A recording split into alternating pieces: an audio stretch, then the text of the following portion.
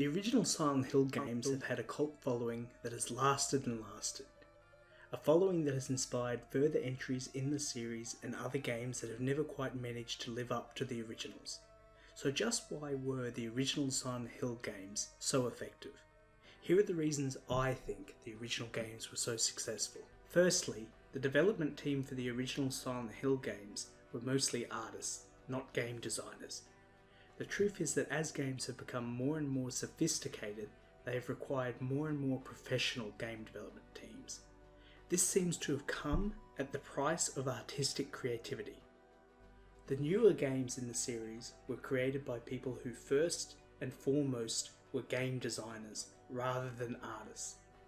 The problem is that game development in general is more of a procedural, left brain type of task, whereas creating an atmosphere suitable for horror is an atmospheric, ephemeral exercise that is more right brain in nature.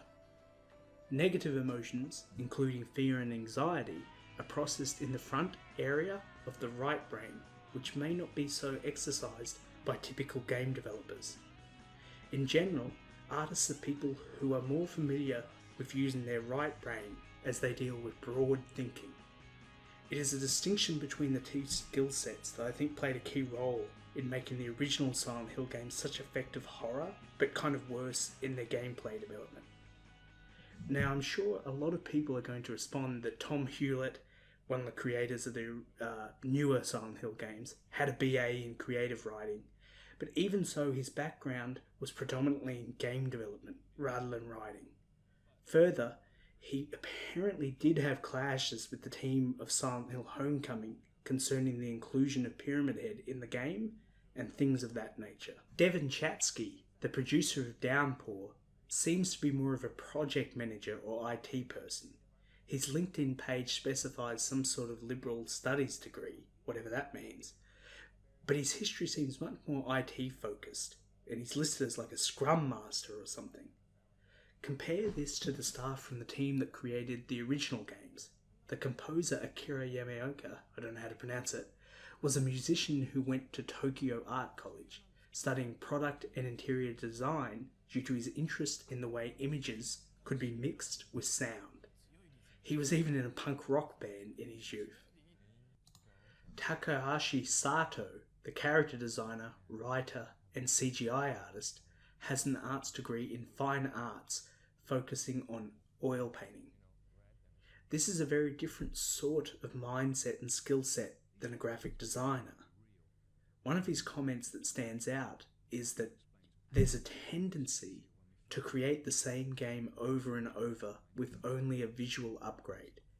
And the only thing artists are supposed to do is be professional and gift wrap the same game elements with a pretty new skin. So obviously he has a bit of a different view of what a game should be. You know, very different from what the typical game designer probably is used to creating. I could go on looking at the members of Team Silent and their education backgrounds, dispositions, etc. But the main takeaway is that they were less techie dev type people and more liberal artsy types. If you look into the influences behind the games, it is basically a giant list of esoteric art house type stuff like Session 9, Phantoms, David Lynch, etc. The list of influences from a wide range of art is too much to go into in full, but the Silent Hill fandom wiki includes much of it and is available in the link below. This artistic art house sensibility resulted in a control over emotion rarely seen in other games. The pros and cons of this come across clearly when you play the game, in that it is very good at generating atmosphere, but at times the gameplay can be utterly painful. Playing Silent Hill 2 using a keyboard was a special form of RSI-inducing torture. I actually think Stephen King's influence is one area the newer Silent Hill titles failed to pick up on more than anything else. The original games were so heavily influenced by Stephen King's work, they almost owe him a check. There's nothing wrong with this though, great artists steal, after all. An obvious homage to Stephen King is the first street you wake up on in Silent Hill 1 being named Barkman Road, a reference to one of Stephen King's pen names, Richard Bartman. However, in so many other ways, Stephen King plays a major part. Take these scenes from the movie The Mist, based on a Stephen King novel of the same name.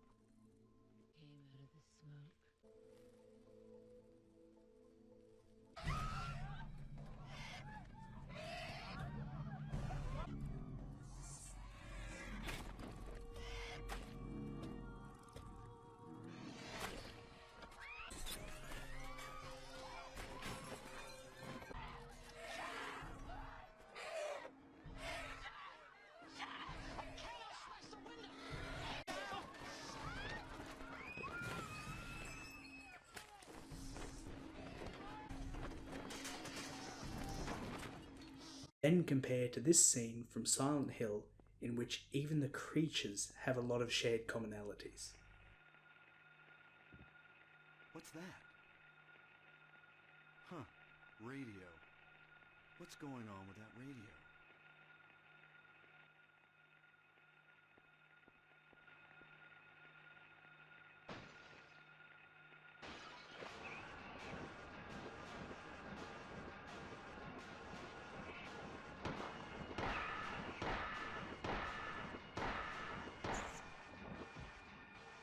This is not a dream. What's happening to this place?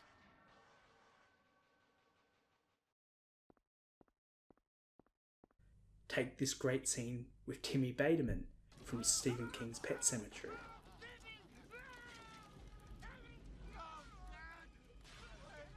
Lewis, sometimes Dad is better. The Indians knew that. They stopped using that burial ground when the ground went sour. Don't think about doing it, Lewis. Compared to this scene with Lisa.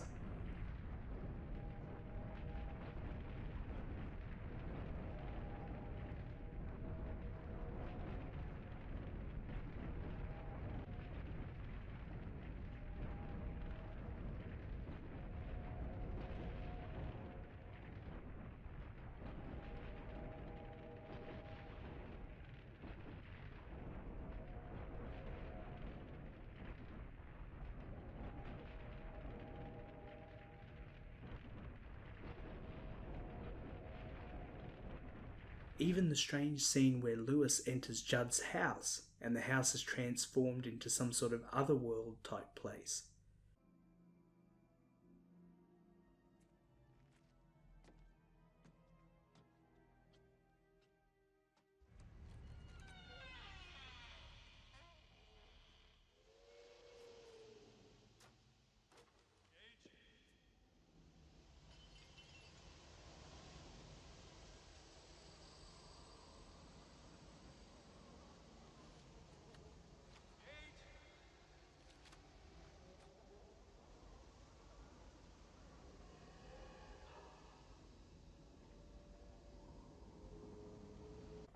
These are very clear influences.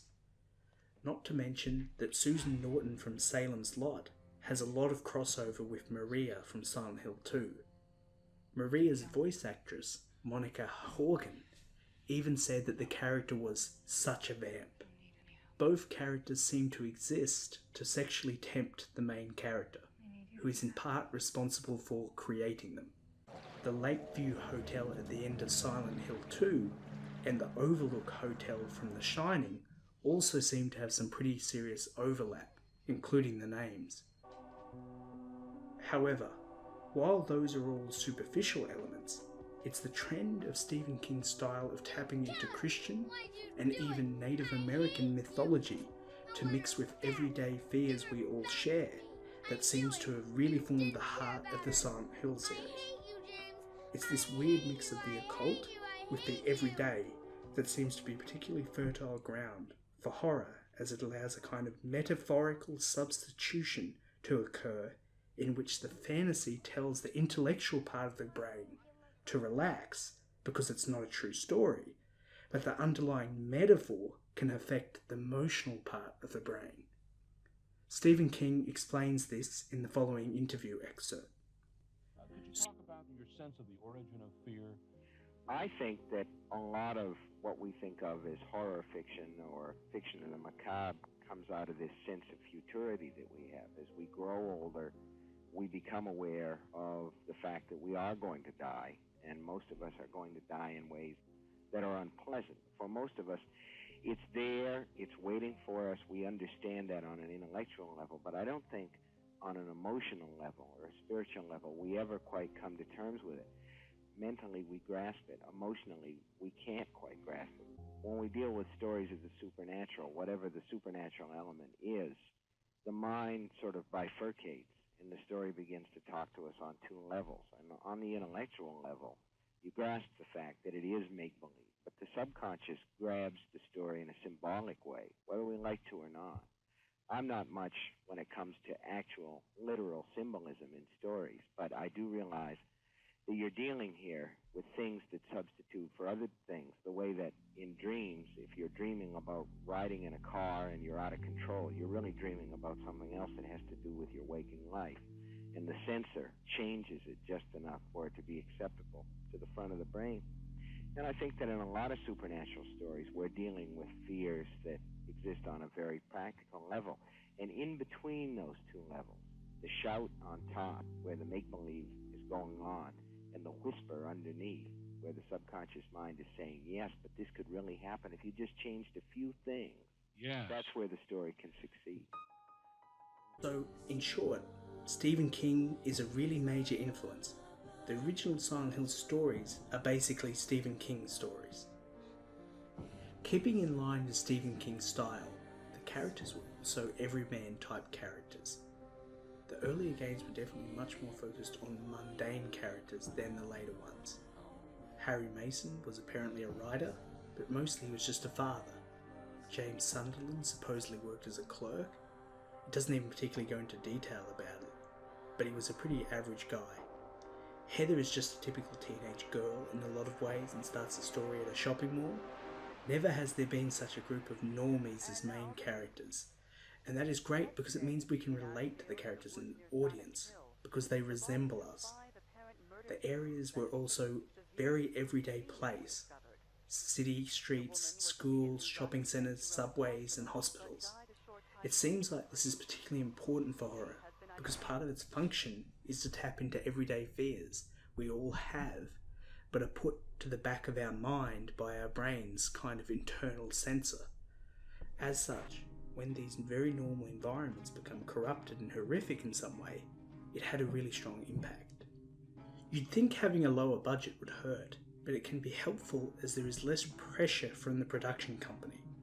The current crop of games, save for the indie games, have such large budgets that mass appeal needs to be assured before production even begins.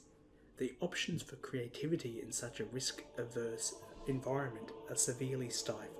I have no doubt that this is why indie games have taken off so much of late. There are some really spectacular indie games out there such as The Forest, which are such strange concepts that they wouldn't receive the funding from a company, and yet have worked so well precisely due to being strange. While the original Silent Hill games were not as low production budget as games like the original Doom games, they still had small enough budgets that more risk was acceptable. In the current environment, Konami has completely given up making console and PC games, opting for Pachinko machines instead. Of all things, Pachinko machines.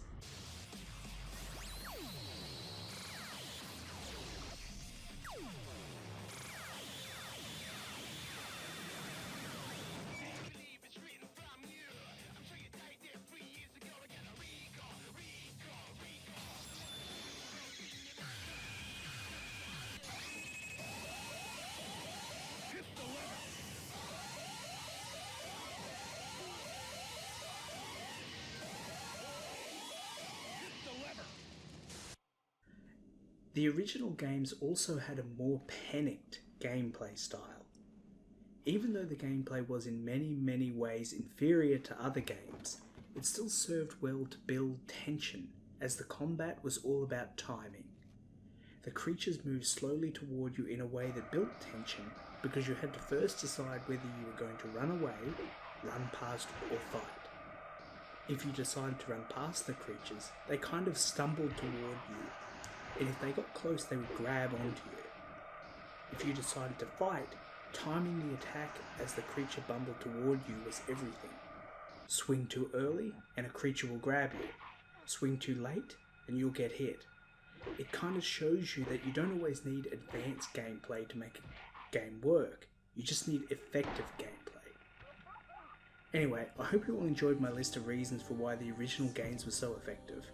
I don't really think that these qualities are particularly likely to be produced by a new team in the current environment. Maybe an indie team less constricted might be able to, but then it will still just be inspired by Silent Hill. It looks like we're not really going to have another series like the original Silent Hill games, but that isn't a bad thing.